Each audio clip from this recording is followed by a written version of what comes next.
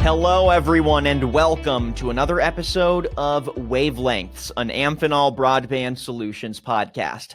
I'm your host, Daniel Litwin, the voice of B2B. It's good to be back in the ABS hot seat with some great conversations, some thought leadership, and more generally, some analysis on the state of the larger telco broadband industries and the major trends that are shaping their development. That's exactly what we're going to hone in on with today's conversation. It's sort of the theme of the larger show, but we're really getting a future-focused lens for our two-guest chat today. But before we introduce the topic and our guests, I want to make sure you're all caught up on previous episodes of the show. So make sure that you're heading to our website, amphenolbroadband.com. Again, that's amphenolbroadband.com.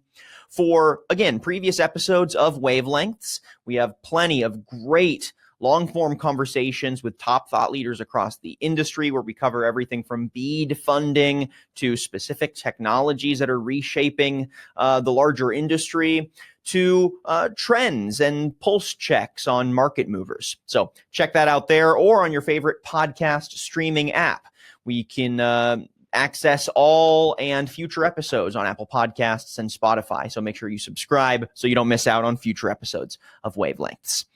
All right, team, let's jump into today's episode. So with today's conversation on Wavelengths, we're going to be looking at what's in store for the larger telecom industry and how ABS fits into that future. So we're both looking externally and internally with today's conversation. Namely, we're going to be looking at the big three defining trends that are shaping the industry today, its services, its infrastructure, and its market development. And that would be major evolutions in demand forecasting, some of the industry overhauling that we're seeing as a consequence of government programs and their investments, and some of the promises and challenges of cutting-edge tech in managing those trends like artificial intelligence. So we're going to connect all those dots here with today's conversation.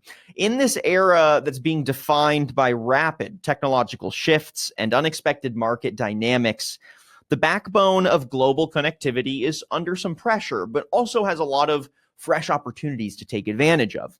Companies stand at this crossroads, right, of innovation as well as necessity as they navigate the complexities of demand surges as well as massive funding and the subsequent operational and execution challenges of making good on that funding from governmental initiatives like BEAD, the Broadband Equity Access and Deployment Program, to revitalize broadband across the entire United States.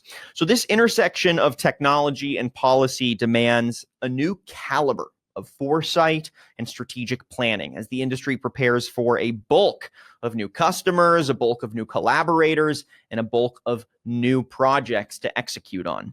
So today, we are diving deep into those challenges of aligning supply chain management with ever-shifting consumer and governmental demands, and how fostering strong partnerships throughout the supply chain, as well as looking inward and making sure that if you're a player in the industry, your operations and strategies are aligned with those goals, how all of that can help lead to greater resilience and efficiency, again, in solving some of these challenges. So we'll pose some questions and answer them with our conversation today. How should the telco industry remain agile in this dynamic environment? And what lessons can the broader industry draw from Amphenol Broadband Solutions' larger approach and strategies to things like predictive planning and customer collaboration? And where does AI intersect with all of this? Well, let's get to the meat of the episode. I'm pleased to welcome our two guests on today's episode of Wavelengths.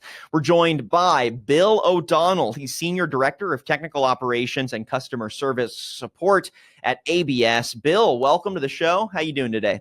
Hi, Daniel. Thank you for having me on the show today. Absolutely love listening to your podcast. You're so smooth at what you do, so hopefully you'll make us look good today, huh? Hey, I don't have to work that hard, and I appreciate you tuning in. But hey, it's just as much your podcast as it is mine, so I'm excited to collaborate on some great thought leadership today. So thanks for joining us. And we're also joined today by Mr. Barry Holt. He's VP of Global Cable Operations at ABS. Barry, welcome as well. How are you today? Good. Thank you, Daniel. I appreciate it. Nice being here. Me and Bill work together for many years, so it's like getting together again. Yeah, exactly. Right. It's just another sit down at the local dive and having a chat, right? So it's going to be great to feed off of y'all's energy there, and obviously your insights and expertise here on these major trends shaping the industry. So thanks again to Bill and Barry for joining us on the episode.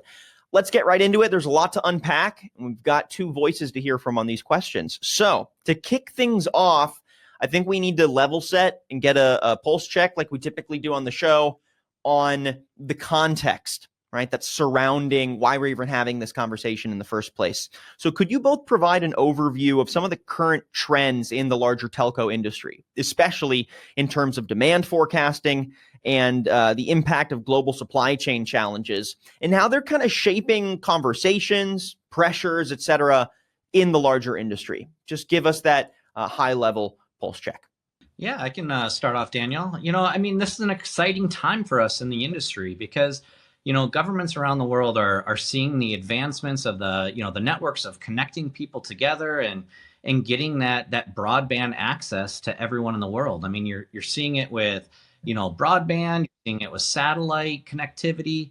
So it's definitely putting some demand on the market, but it's good demand.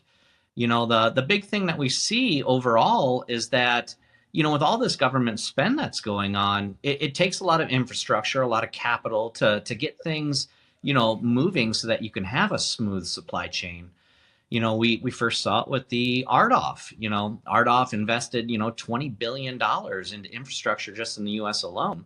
And in order to, provide those products, people like Barry had to ramp up and do some, extraordinary work to try to get products out to people. So, Barry can kind of tell you some of the struggles he had on that initial overview of what's going on with supply chains. Yeah, I think coming out of COVID, everybody kind of panicked. There was an interruption in the supply chain. In that period, I know for sure the whole globe realized how close we were up to that point. Like even internal, we ran out of stuff. We didn't realize how tight the chain was to China, how contingent it is on where the containers are, and everybody got that from ordering like a canoe or a bike or whatever, everything went to like 8-10 months. And I think that was a realization for everybody how closely we're linked. And it's like I always say, it's like a long train. You can't turn the train on a dime. You can't stop it for a period of time or just the flow stops. And I think that affected the whole world. And then coming out of it with this huge spend, trying to ramp up, and the supply chain kind of broken at that point really, changed the way we do everything. So it's, it was difficult times. I think we're actually kind of getting through it right now, but it changed the way we do business. We don't count on those supply chains as much as we used to. We had to find alternates. You had to find different paths, but it was an eye opener for everybody, and it's going to change forever. What we ended up seeing, Daniel, is that customers, they wanted everything quick, but they still wanted it at the same price that they had before. And when the supply chains became broken, you had to look for sources that were domestic or closer to your manufacturing facilities. So I always go back to that old saying, better, faster, cheaper. You can have two of the three, because if you want it fast, it's not going to be cheap. If you want it better, it's not going to be, it's not going to be fast or cheap, So it's definitely a challenge, from the customer side, especially when demand spikes like it does. I saw one the other day. So a couple of years ago, it's like we tried to buy a canoe. So I don't know if you guys tried to buy a canoe just after COVID, it was like 17 months or something. It was crazy. So there's a store not too far from me, and I go there now. They've got like 600 canoes.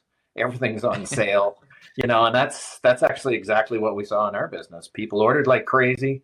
It took a year, and then it didn't take a year. It took 6 months, and this thing got caught up. Everybody had double ordered, and we were the same. And it's for everything. But there's lots of visual reminders just in the stores around you now. Bikes too.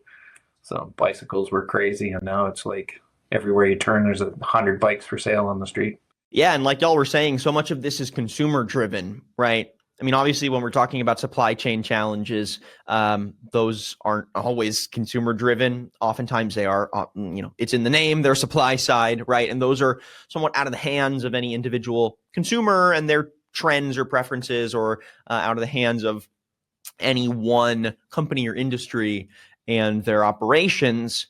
But at the same time, what is consumer driven is where we see pressures on the supply chain and where we see major surges in demand. And as people, get back into the swing of things, we're now sort of, COVID is behind us, the pandemic and these major supply chain challenges that put a halt on things are more or less behind us. We've absorbed and learned, from a lot of those slowdowns and disruptions, and now can better pivot when we do see, for example, the Baltimore port closure, and how that's now sort of rippling out into the domestic and the international supply chain.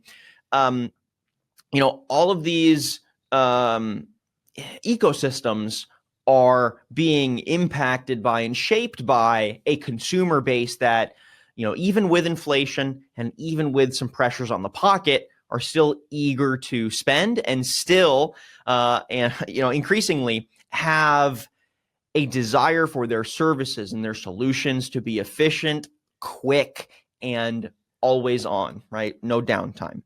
So with that comes pressures on demand surges and obviously demand forecasting as well on the industry. So I'm curious if y'all could give us a pulse check on those trends, right? When we talk about, this challenge of demand surges and, the intricacies of realigning demand forecast strategies in this industry, what does that actually mean in practice? Give our audience some context. Well, I mean, I can start off with this. I mean, if you look at what we had back in, 2022 with the Rural Development Fund, RDOF, I mean, that was a $20 billion spend. And now all of a sudden you get into this BEAD, this broadband equity access deployment, that's going to be double that at $42 billion. So, right there, you see that if this demand comes all at once, kind of like RDOF does, you're going to have to plan accordingly, and you're going to have to scale up and scale down. So, I mean, with all this large scale funding, there's a lot of competition out there. There's a lot of people that are going to be able to enter into the broadband space and start doing development and construction. So, I mean, it's definitely going to allow economic growth for a lot of different sectors. I mean, you're going to be able to, have rural development, rural people that'll now have access to this internet that can now work from home, so it's going to be a game changer, I think. And I think we are poised to be like, at the center of this, this program to really help bring broadband to the nation. So it feels good knowing that the products you're making are someday going to, power all of the homes with internet, throughout the US. So it's exciting. It's going to definitely take some planning. And that's where Barry and I work close together to try to figure out what's the happy medium here. Yeah, and what it's really created. Honestly, our industry has never been great at forecasting, but there was never huge swings. So almost everybody just stocks a little bit more. You add a little bit of padding in it to get you over the humps, and that's always worked. And then, over the last couple of years, there's been drastic swings, from double the production to half the production in a short period of time. And it really stung everybody with a high inventory. So now it's like we're pushing, and Bill's on the front end of it. Like, we're pushing hard that the forecasts have to be more accurate. We can handle normal flow, but like Bill said, you're going to add all this money to it. What is the effect? It's going to double or triple it. What's the lead time on that? And so far, they're still in kind of the stages of planning what's going to do and, implementing it. So everybody's talking like monster numbers, but they don't know if it's, is that 6 months? Is it a year? When am I going to need it? Nobody's willing to commit to anything. So we're in a really tough period where we're pressing harder than we ever have, that we got to have some kind of forecast. And I think people have now been burned, with long lead times and stuff. So they know, like, we're not pushing for no reason. We're saying, look, you can't double your your need in a short period of time, you're going to have to give us some time. Because as Bill knows, a lot of these funds have a limited deployment period. If they take the government money, they have to install it and have it finished by a certain amount of time. But there's not, they're going to have to give us some kind of forecast to work in that, or some of those dates are going to be impossible. So yeah, it's a change for us. You gotta work at those spikes. We need more input. We need to be closer to the customer, to get that information, or it's going to be trouble for sure. Our teams, I mean, they're trying to work at the corporate level at all of these operators to understand, like, what is your involvement in BEAD? What is it going to be like? But what we've learned by doing the RDOF piece of it is that you really have to be at the field level too, to understand, like, what projects are taking off? When are they going to start? Do you have the manpower to actually do the installations? What we saw was that, the operators at a corporate level were ordering like crazy. And by the time the supply chain caught up, they were bloated with inventory and not enough people to do the installation of the work. So you weren't consuming as fast as you were ordering. So, what does that result in? Well, it results in they're overstocked. They've got too much capital. We've got too much raw materials. We've ramped up production. Now we got to ramp back down. Our raw material vendors ramped up and now they've got too much material. So it's a butterfly effect throughout the industry that, when they shut off the spigot, it might take 6 months to work all the way through. So same with the reverse. If we're not forecasting properly, it's going to take another 6 months to ramp back up. Everybody in the chain didn't act, perfectly, I'd say. So there's a lot out there of crying wolf. So now it's, when you come to me and everything's going to be doubled or tripled in a short period of time, like we're kind of evaluating, well, that's what you already told us. But I have the same from our vendors. We doubled production. Now they're coming back and we're saying, hey, we're going to need this. And they're kind of like, yeah, okay. You let us know when it comes. So there's like, that creates a little more lag, and it's just, again, need to be closer to the whole chain and make sure that we're partners in this, not just bloating it with false facts. And, from the insights that I got from one of the last episodes that we did on the show, which was our BEAD funding panel, it was a great panel. If y'all haven't heard it, audience, I recommend you go give it a listen, because it was rather candid about some of the challenges that the industry is going to face as it makes use of and actually starts to begin execution on these rural broadband project deployments with BEAD funding.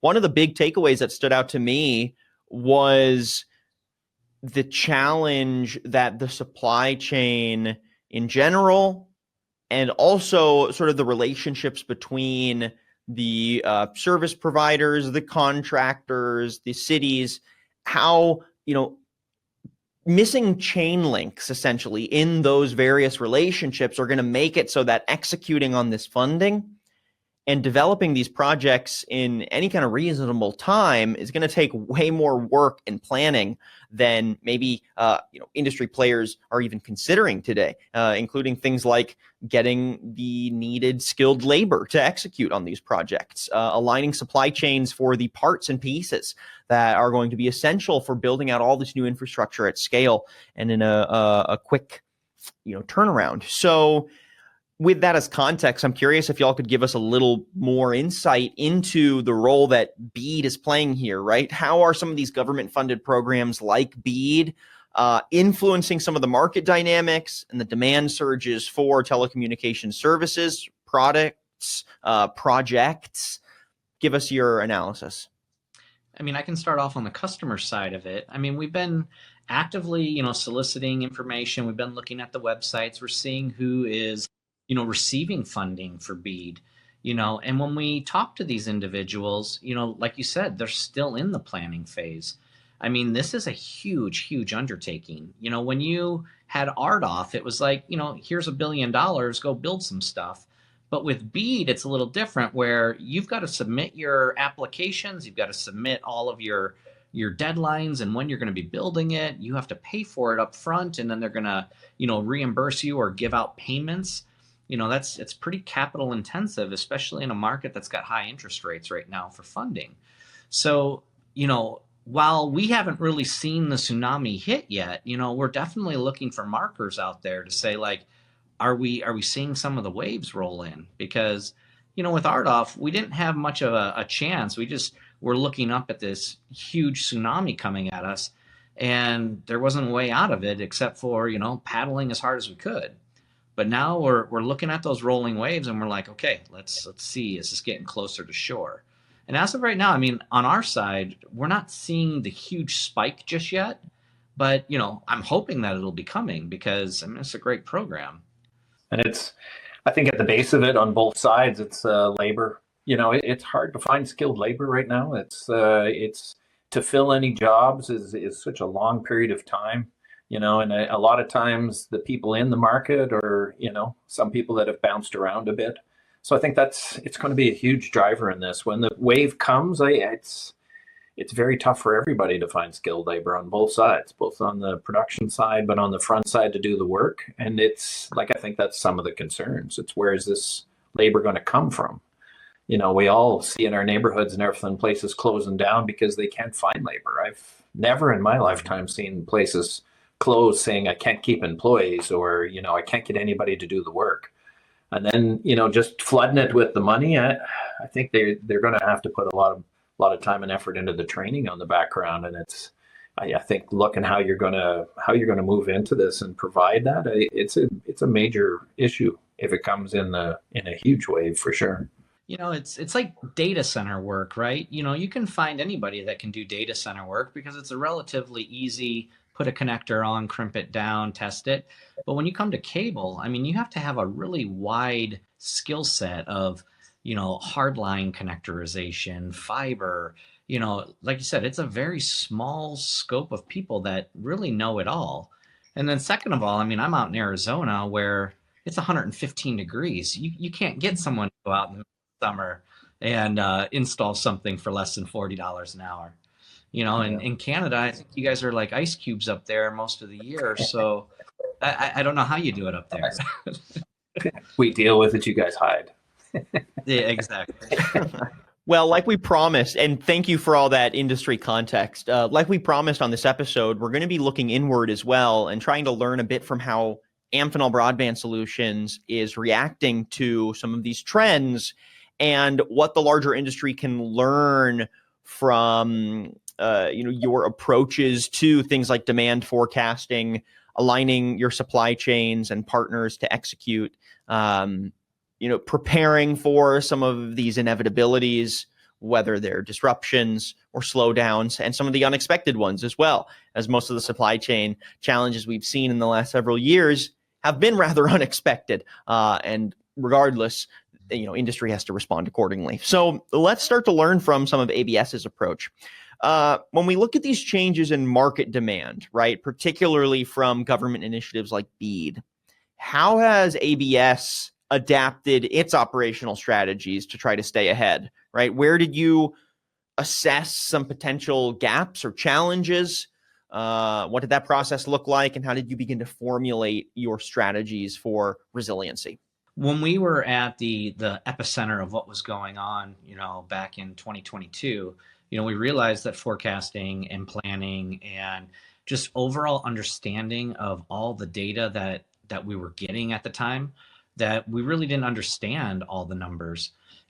Back in the day, it was you took sales history and you divided it by 12 and you built 3 months worth of inventory. But what happens when that number is now 3-4 times what it used to be? So, we started looking into other systems. Barry can kind of tell you about some of the VMI systems that they put in place, which is vendor managed inventory, where we were able to start kind of planning their usages. But we also started dabbling in AI.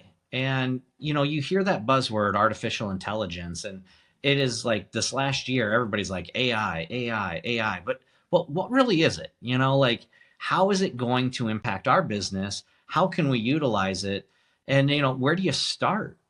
And when you think AI, I mean, you instantly go in your head like, oh, there's some computer that's just automatically running autonomously and it's just going to be the magic 8 ball and it's going to fix everything. But, you'll see, I mean, it's a Swiss Army knife. When it first came out, people are like, what am I supposed to do with this? It's got this, thumbnail pick in it. It's got a cutter, there's all these things, but you're like, how am I going to utilize it in my everyday life?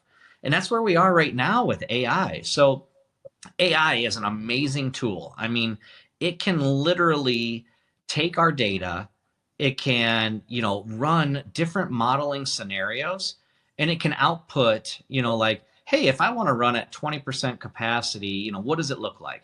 Well, you know what, change that up, and I want to do X, Y, Z. What used to take an analyst, maybe a week to like formulate and get all the data together and then run different models took forever. And now we can do it in a matter of seconds. But, there are some major challenges that, we can discuss too with how AI, reviews the information, receives the information. But I don't want to steal all the thunder. So I'll switch it over to Barry to kind of talk about some of the VMI programs that we put in space just to, really manage our inventory levels. And I think Bill had a good point. The problem is we went through like a really rough couple of years. So you can't, what it did is it didn't give us a true history. A lot of months have these spikes. You can't just say, okay, last August we did this, or the last 3 months we did this, because it's rapidly changing. So the old methods of, Excel spreadsheets and take an average over a couple of months of usage and then build into that has changed. And with it, we've had to change, what we do, how we calculate the data, and we need something more live as it changes. So we have about 75 VMI sites across the states that we basically handle on a daily basis. So we got a program that basically uses a bit of AI in the background, but it kind of watches that day-to-day change and predicts where it's going, instead of just basing it on history. And I think it's like Bill said, AI is really helping us get the data quicker. It's quickly seeing, though, for one, when you work hard to get that data, there's an understanding of the numbers, and a little bit of that I think is going to be lost. Not lost, but you're talking generations of people that moved up on their job because they're good at crunching numbers and coming up with it. But part of that understanding is having to go get the numbers. So now you're going to have a different, it's a different generation already. But, what you're going to do is have instant numbers. What do you do with them? So it changes kind of the focus. And plus, can you trust it?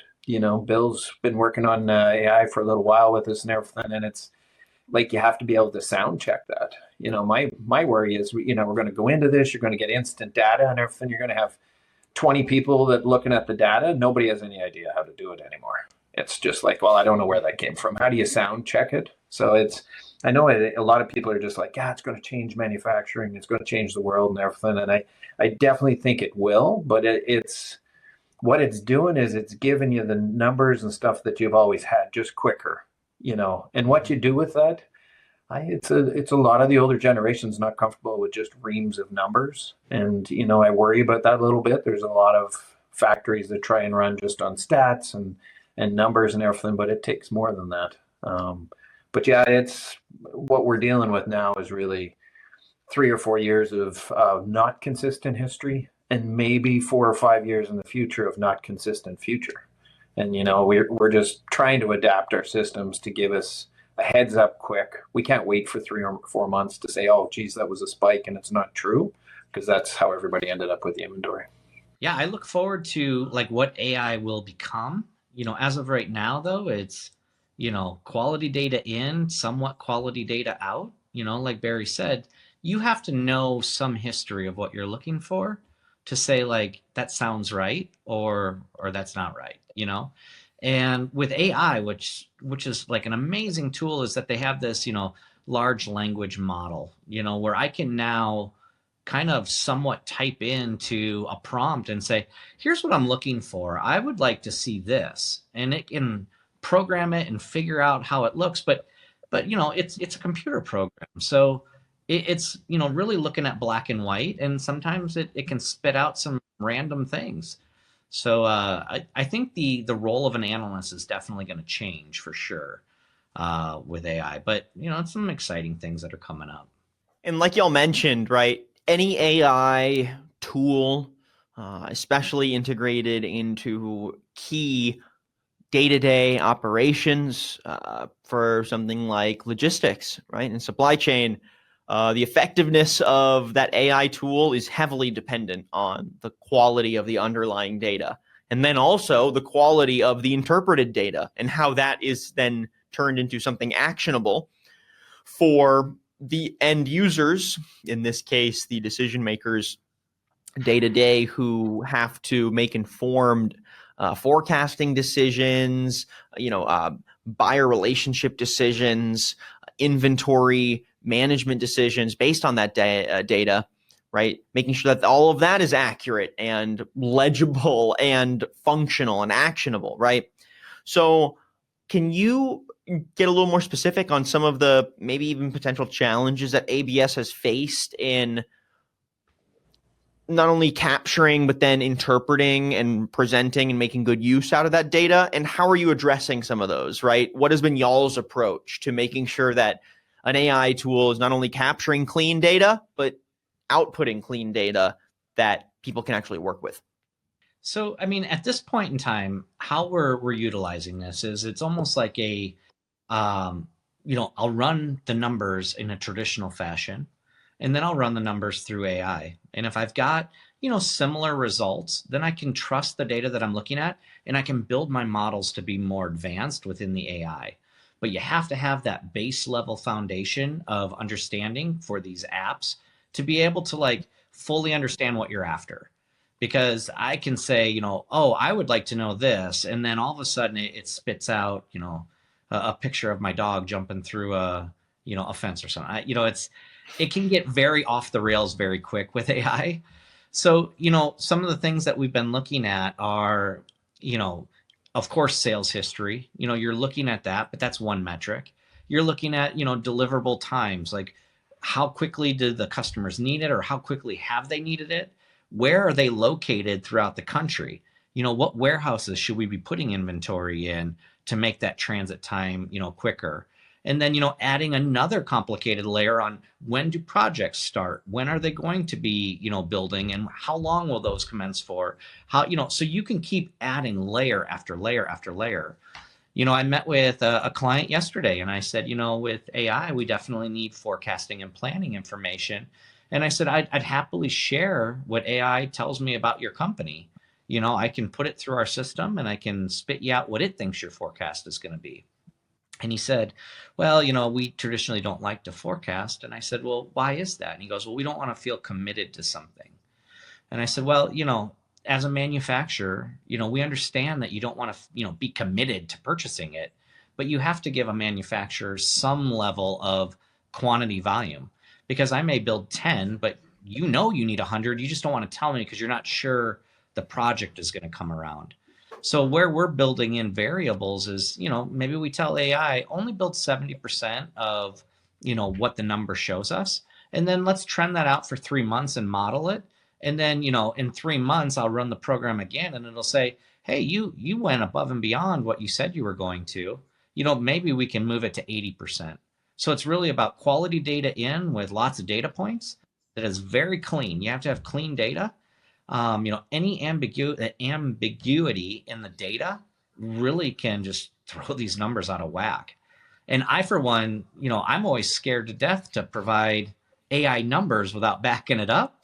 Because, like Barry said, you're going to have people down the road, 2 generations from now, that are going to be like the movie Idiocracy, if you've seen that, the number's 100. Well, why is it 100? Because the number says it's 100. So that's what I'm worried about with our future generations. But, I think it's going to help companies in the long run, though. I think from the people side, we're having a bit of a battle of, you have somebody, okay, they work every week and 20 hours a week, they dish out those reports. So now it's just like, hey, I want to do those reports instantaneous for you, and I'm gonna kick it out. And there's a little bit of that, like, where does that leave me? So if 50% of my job is generating these numbers and telling them what about, then if you take that away from me, where's my job gonna go? And I think that's The problem is, I always say it's the culture and the reward system in a company. People work their way up to supervisors and managers because they're good at things. They're good at analyzing the data. They're doing that stuff. So now you have these people that moved into those positions because they did it successfully. And now you want to bring something in that's going to do their job for them. And, it's the same as what Bill said. The industry's like, it's going to be autonomous. You're just like, you're not going to have to do anything. Somebody in another room's going to type it in and all these analysts are just going to be laid off. And I think until really people see what their value is or how do you handle that, I think you're going to have a switch in people. Some people have got to their job because they're good at something that may be going away, and then how do you promote people in that know how to do that data? So there's going to be that transition time where people kind of either have to adapt or change or figure out where is my role in this. But I know that's like a lot of people are worried. It's like, I know the data, I put it in, and now you're going to do that automatically. So what do I do Tuesday and Wednesday every week? So it's a challenge for sure. See, I'm in a tough spot, Daniel, because I still have 20 years left in my career, whereas Barry, he's on the tail end. Yeah. So I have to change from my old school hammer and nails type of mentality to learning how to program the machine. So if I can make the machine my buddy and I can learn how to talk to him, then we're good. So it's going to take a lot of adapting for sure, but it's for the better. I don't like to sit here and crunch numbers all day. I've got way better things I'd like to do, but you got to learn how to massage the data and talk to the data and know what the right questions are to ask to get it out, You got to work on your machine social skills. And it's only 50% of the people will adapt to that. You're on the side, Bill, where you're just like, how do I use this to make my job better? And like any change, there'll be another side that it's just like, I'm not participating in that because it makes me redundant, or I'm too old, or I can't adapt, or so. The funny thing about it is, so one of the neural networks that we're using, I won't say their name on the air, but once in a while, it will get lazy and it will start trying to cut corners on your data.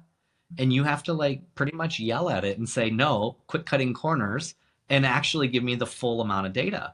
So I was talking to the people at the neural network and they were like, we've actually heard that before. It's funny that these neural networks, they are almost entities and they start trying to find shortcuts just like we do.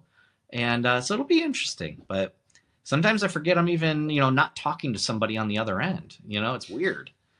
So to hone in a little bit more on the data capture itself, right? Earlier you mentioned that AI is really just there to make better use of the data that you were already capturing to help manage your logistics and your inventory, right? It's just simplifying that process, making that a little more robust and focused, and therefore, you just have sort of better insights into your existing assets and the data that you were capturing previously in a more manual fashion. But I'm curious if with this shift from traditional methods to more AI-driven approaches for managing your supply chain, logistics, inventory, et cetera, are there any new metrics or new data points that are now critical for your forecasting models that maybe weren't there before, or that are maybe even a consequence of the way that the supply chain has retooled itself and adapted to some of its previous disruptions? Anything new in the mix here in terms of data capture and forecast modeling? I mean, I can tell you right off the hand, we're seeing, data that we hadn't seen before because we weren't looking for it. With all of these, the data was always there. You weren't looking for it.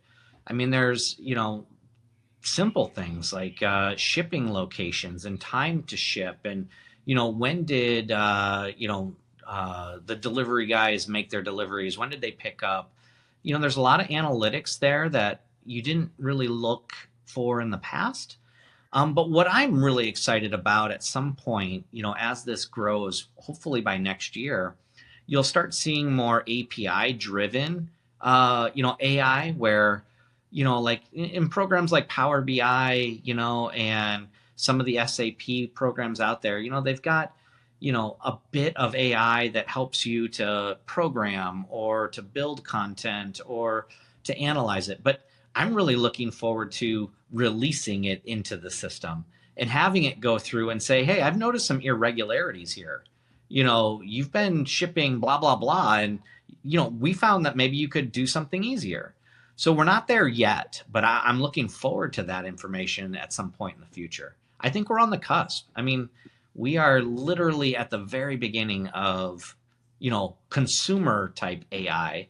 The government's had it forever, but, we're just now seeing it. So I'm pretty excited about what's next. We've seen the same in manufacturing. So I was in a show in Germany a couple of weeks ago, and there's quite a few people advertising like extrusion that's automated. So we went over, it's not really automated, but what they've done is they're bringing in a whole new set of data points. Like you can always put a sensor on stuff, and usually, we do like speed and size and stuff, and we analyze that. But part is you can end up with a monster amount of data. So they're going the opposite way, and they're just like, yeah, but AI can crunch this. So what we should do is put something here and take that every 10 seconds, or, put a sensor on these 12 pieces of machinery that we never even monitored. So it was really interesting the way it's developing pretty quickly. One of them was basically you put a huge amount of sensors in, which would give you a monster amount of data that we've never had. But we couldn't have done anything with it anyways. And now it's taking that, say, a run of cable that ran over 2 or 3 shifts last time. It takes and analyzes it. When you go to run that 2 or 3 weeks from now, it'll say, hey, last time you did this, you took 20 minutes to set up. This wasn't done too quickly. You struggled with this halfway through the run. You ran into some errors and stuff like that. Like really, it really got a bunch of us thinking like, God, I never even thought of that, because it wasn't possible. It's only possible when you can crunch this data or have somebody looking at it beside an analyst. It would have been almost useless. But we came away with a different thought process. Just like, yeah, we should be, you don't need to buy a new extruder like that. We can just add sensors to what we have. And, now that we have a quick way of analyzing the data, for many years, the problem is just, you can get so many numbers and they just become, numb, I think all of us are guilty sometimes. I get reports from the factories every day, and a lot of those, I have to, if I get to look at them once or twice a week, great, but there's no way to look at all that data every day and make anything of it, especially when it's repetitive. So we're really missing out on the analysis of some of that. Like there's probably something we could do with it, and this is kind of opening doors for that for sure. Dashboards have been, pretty helpful for us because you can get key pieces of information right away versus, like Barry said, I mean, I don't want to sit and analyze 15 spreadsheets all day long every day, So it's coming along. I feel like the industry is finally starting to see we've got a lot of planning and forecasting and data to start analyzing to make this better. So any good supply chain naturally is going to have partners. Duh, it's an ecosystem, right? So I know ABS really values its collaborators, its partners, the other various chain links that help connect ABS to the telco industry. And it seems like in this new landscape, collaboration is obviously going to be key because this data, while it's necessary for internal operations, oftentimes it's data about external ecosystems that are impacting your own internal supply chains and inventory management. Therefore, collaborating with those external ecosystems and the partners who have, roots in those, sort of areas in the periphery are going to be key. And so I'm curious what ABS's approach to this collaboration has been in the past. How is ABS fostering collaboration? How are you leaning on some of the relationships you've already built to just sort of expand the scope of the kind of information sharing that you now have to do to get that data visibility? And how is all of this improving accuracy and reliability in your forecasting? Yeah, great question. I mean, it's, 100 years ago, I mean, they started to come out with EDI, the electronic data interchange. And, that really changed the landscaping of everything because companies could now transmit their data from one point to another. And I mean, that is like the fundamental level of, let's just, be able to exchange data. You send it to me, I send you a response. But now it's getting to the point where you've got a lot of programs that, have shared access. We're using some programs between, our own internal companies. I mean, as, doing the podcast, I mean, Amphenol is comprised of, 100 plus companies underneath one umbrella. And, to get those people to communicate with each other, you can't just easily afford to set up an EDI link between all of those companies. So we're constantly looking for data that can be used, or not data, but programs that can be used to share and collaborate quicker. So, I mean, even something as simple as a program called Smart Sheets, if anybody's ever used Smart Sheets, I mean, you can tell you it's an amazing program. It's Excel on steroids, right?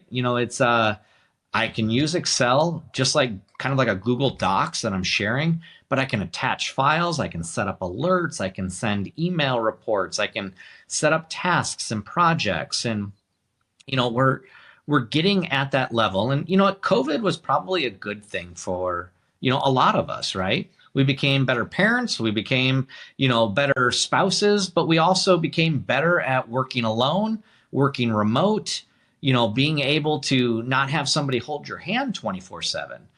And, I personally, I mean, until COVID, we weren't even really using video conferencing that much, and now, I mean, I can sit here all day in the office and collaborate with my peers through all of these other software programs. So, I mean, it's, like anything, I mean, we're evolving, and it's only, getting closer and closer that we're virtually in the same room through the programs that we're working with. For the supply side, I think something that happened through all this is, we got burnt a little bit, same suppliers for years.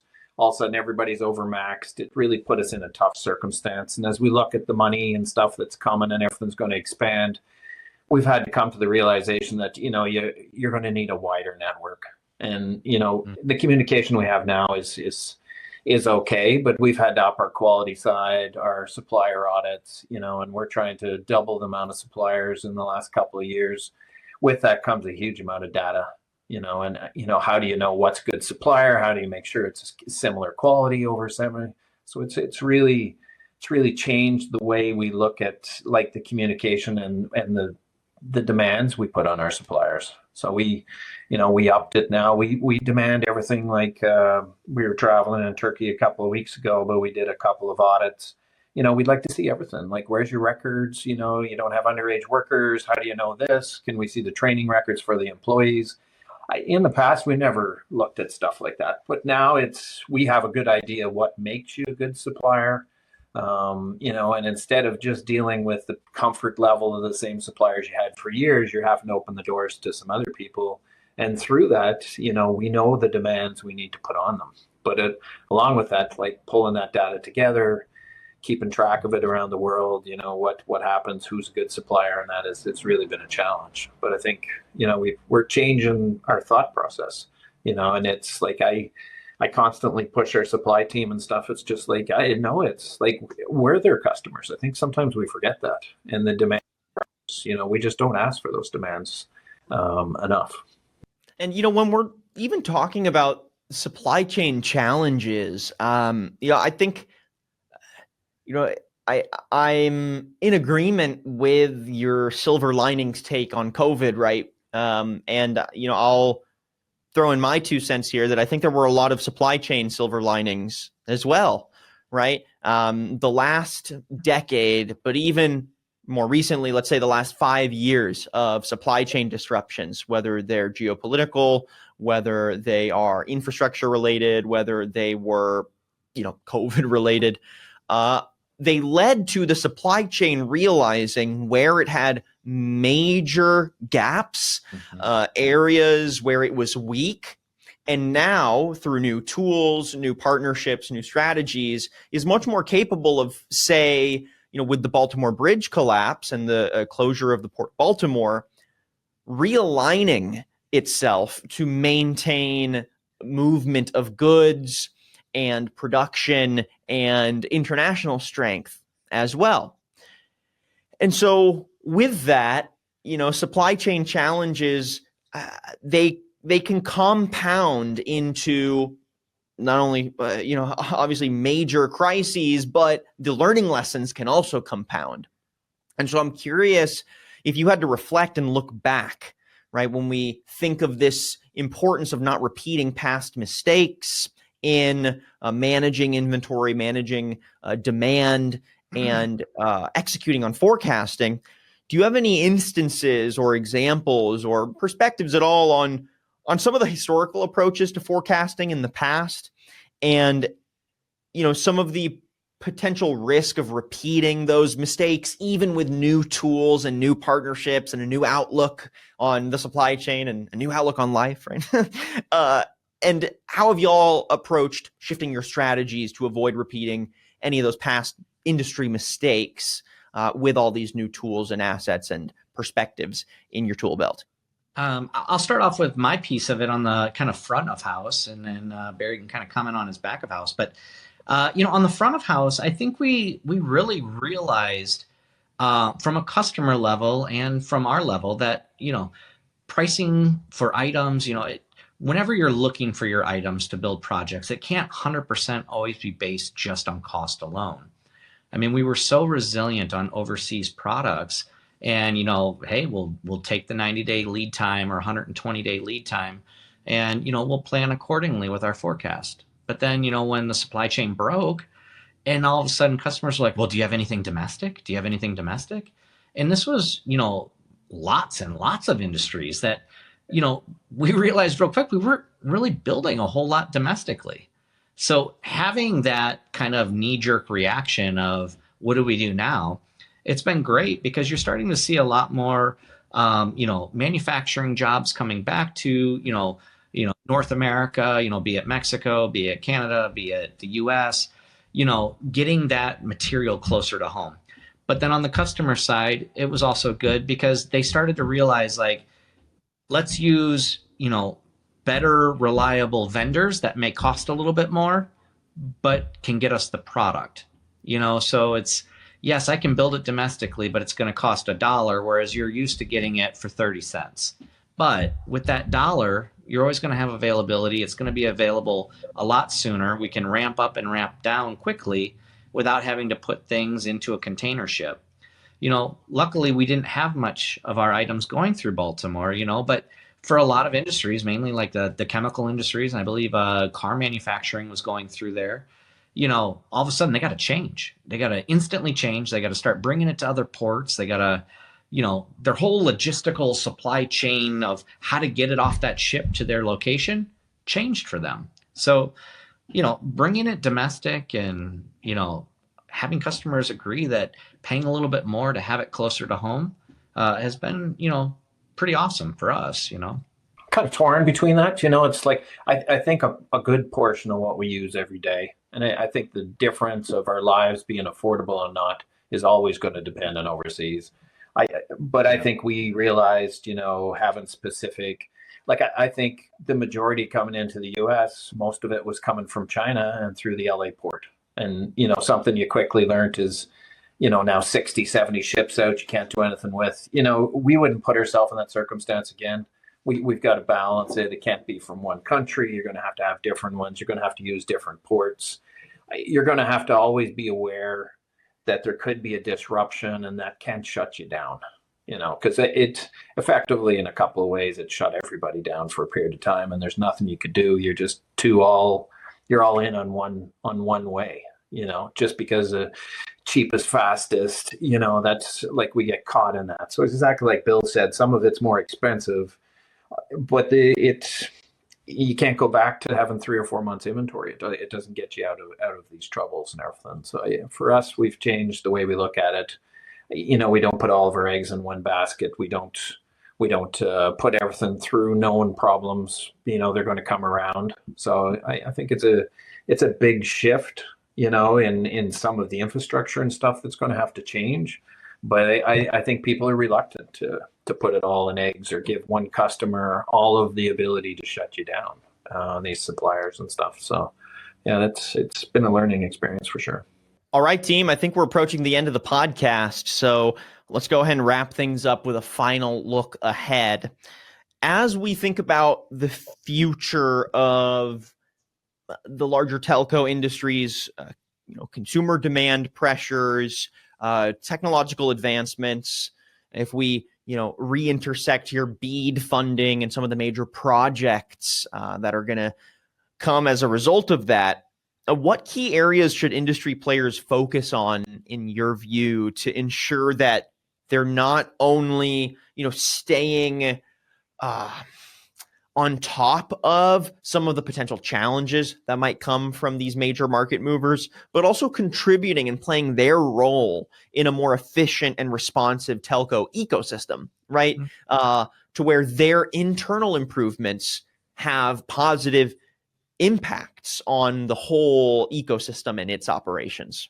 Yeah, I would say, some of the key points to come away from all of this is that, we know now you have to have that major customer engagement on projects and forecasting and planning. I mean, we've been saying it forever, but, now with AI, it's, as an organization, you need to find a neural network that you can trust, you rely on, and you can integrate into your systems. And then, really, we have to look internally at all of our companies and say, let's identify some people that A, want to learn this, or B, have the knowledge to work these programs. Because not everybody is going to be able to fully understand, how to utilize this data or how to get the data in and get proper data out. People that, spent their whole career, writing Excel functions may struggle with, having a very vanilla, I can type in anything and try to get it out. And then, above and beyond is, making sure that your quality of the data going in and, matches the quality of the data going out, and then constantly checking it. So, from a technical standpoint, those key things are going to help you to, move to that next generation of planning and forecasting. And then, Barry can kind of comment on his side, how he thinks it'll change his world. But I think the relationships, I think everybody's going to have to realize that it's constantly changing. And even though the last couple of years are pretty hard, I don't think the next couple of years are going to be any easier. I think you have to, it can't be the status quo. What worked yesterday, you can't go forward like that. You're going to have to adapt. I think for customers, and everybody's going to have to realize that sometimes, exactly what Bill said, you're going to have to pay a little more for a little more security, a little less lead time, a little less risk. And I think that's we're getting there. It's people are realizing that there's a cost for some of these things. The cheapest, fastest, quickest, I don't want anything but to buy the cheapest, can get you in trouble. So I think everybody's been stung with it. So I think going forward, you can't say, okay, COVID changed the world and those were the tough years and we're past it. I think we're in every year is going to change rapidly.